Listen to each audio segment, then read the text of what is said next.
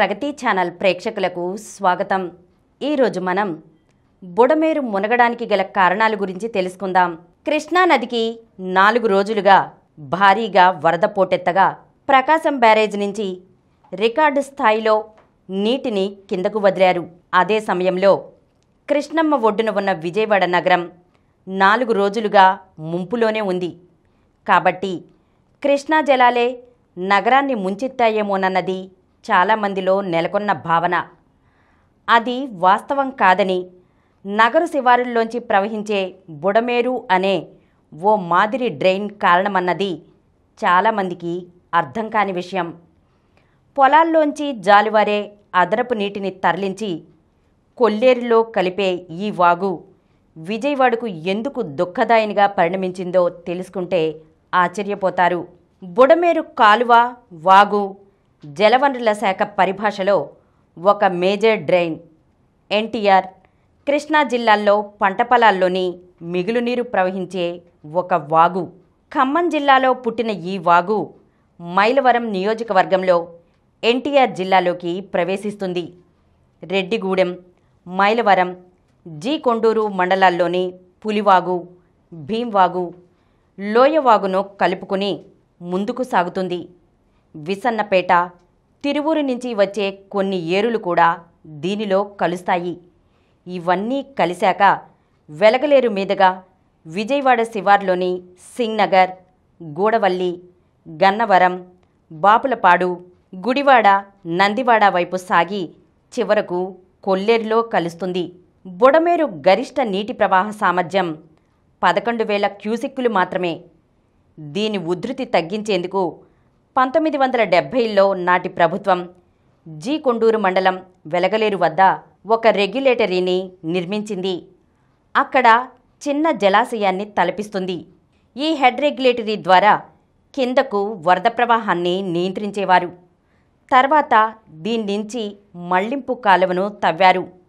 అధికంగా వచ్చే వరద ఈ ఛానల్ ద్వారానే ప్రవహించి ఇబ్రహీంపట్నం సమీపంలోనే పవిత్ర సంగమం వద్ద కృష్ణానదిలో కలుస్తుంది. వీటీపీఎస్లోని వృధా నీటిని కూడా దీని ద్వారానే కృష్ణాలోకి పంపిస్తారు. దీని సామర్థ్యం చాలా తక్కువ. బుడమేరుకు 2005లో సుమారు 70,000 క్యూసెక్కుల వరద పోటెత్తి విజయవాడను ముంచెత్తింది. నాడు బాధితుల పక్షాన తెలుగుదేశం పార్టీ, సిపిఐ ఆందోళన చేశాయి. వరదను అరికట్టాలంటే మళ్లింపు కాలువ విస్తరణే మార్గమని ప్రతిపాదించారు. తర్వాత పోలవరం కుడి కాలువను బుడమేరులో కలిపారు. అంటే పోలవరం నుంచి వచ్చే నీటిని కృష్ణానదిలో కలిపేందుకు దీన్నొక అనుసంధాన కాలువగా మలిచారు. పోలవరం కుడి కాలువను 37,500 క్యూసెక్కులతో డిజైన్ చేయగా ప్రస్తుత సామర్థ్యం 8,500 క్యూసెక్కులు మాత్రమే. గత 7-8 ఏళ్లుగా పట్టిసీమ నీళ్లు ఈ కాలువ ద్వారానే కృష్ణాలోకి వస్తున్నాయి. భవిష్యత్తులో పోలవరం కాలువను విస్తరించేందుకు అవకాశం ఉంది. ఆ మేరకు బీడీసీ సామర్థ్యం కూడా ఇప్పుడున్న 10,000 క్యూసెక్కుల నుంచి పెంచాల్సిన అవసరం ఉంది. అప్పట్లో వీటీపీఎస్ యాజమాన్యం అంగీకరించలేదని వైఎస్ ప్రభుత్వం విస్తరణను వదిలేసింది.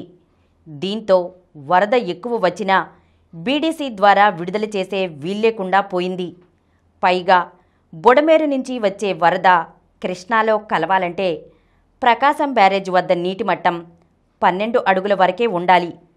ఇంతకంటే ఎక్కువుంటే బుడమేరులో నీరు వెనక్కి తన్నుతుంది. తెలుగుదేశం పార్టీ ప్రభుత్వంలో 500 కోట్ల రూపాయలతో బుడమేరు ఆధునికీకరణను ప్రతిపాదించగా వైకాపా ప్రభుత్వం మధ్యలోనే వదిలేసింది. ఈ కాలువ భవానీపురం, విద్యాధరపురం, సింగ్నగర్, పాయకాపురం, అయోధ్యనగర్, మధురానగర్, కనకదుర్గ కాలనీల మీదుగా ఏలూరు కాలువకు సమాంతరంగా ప్రవహిస్తుంది. ఈ ప్రాంతంలో భూములకు ఉన్న డిమాండ్ను సొమ్ము చేసుకునేందుకు ఆక్రమణదారులు వాగుకు ఇరువైపులా కబ్జాలు చేశారు. నకిలీ పట్టాలు సృష్టించి ఇళ్లు నిర్మించారు. గత ప్రభుత్వంలో జెండాలు పాతి మరీ ఆక్రమించారు. నాడు ఓ మంత్రి, ఓ ఎమ్మెల్సీ అనుచరులు విచ్చలవిడిగా ఆక్రమించి అమ్మేశారు. సర్వే నెంబర్ 32లోని భూమిని నకిలీ పత్రాలతో ఇతర సర్వే నంబర్లుగా చూపించి విక్రయించారు. ఖమ్మం జిల్లాలో భారీ వర్షాలతో 4 రోజుల క్రితం 60,000 క్యూసెక్కులకు పైగా వరద వచ్చింది. దీంతో బుడమేరు మళ్లింపు కాలువకు పలుచోట్ల గండ్లు పడి ఆ నీరంతా నగరంలోకి ప్రవేశించింది. జక్కంపూడి, సింగ్నగర్, వాంబే కాలనీ, పాల ఫ్యాక్టరీతో సహా పలు ప్రాంతాలు నీట మునిగాయి. సింగ్నగర్ వరద కూడా తోడై దిగువ ప్రాంతంలోని గ్రామాలను ముంచెత్తుతోంది. తాజాగా మంగళవారం ఉదయం 10 గంటలకు విజయవాడ నుండి గుడివాడ రైలు మార్గంలో మధురానగర్ వద్ద మధ్యకట్టకు గండిపడింది. 2 వంతెనల మధ్య మట్టి కొట్టుకుపోయింది. ఈ వరదంతా ఏలూరు కాలువలోకి చేరుతోంది. వరద తాకిడికి రైలు వంతెనలకు వేసిన పిల్లర్ల వద్ద కూడా మట్టి కొట్టుకుపోయింది. ఈరోజు మనం బుడమేరు మునగడానికి గల కారణాలను గురించి తెలుసుకున్నాం కదా. మరొక అంశంతో మళ్ళీ కలుద్దాం. ఈ కార్యక్రమం మీకు ఎంతో నచ్చింది కదా. ఇటువంటి మరిన్ని వీడియోల కోసం అనతి కాలంలోనే 20 కోట్ల వ్యూస్ సాధించిన సమరం ఛానల్ సమర్పించు సమరం ప్రగతి ఛానల్కు సబ్స్క్రైబ్ చేయండి, లైక్ చేయండి, మీ ఫ్రెండ్స్కి షేర్ చేయండి. అలాగే ప్రక్కనున్న గంట సింబల్ని ప్రెస్ చేయడం మర్చిపోకండి. Please download Samaram Channels app from Google Play Store and watch your favorite channels. Click the bell icon and subscribe to the channels.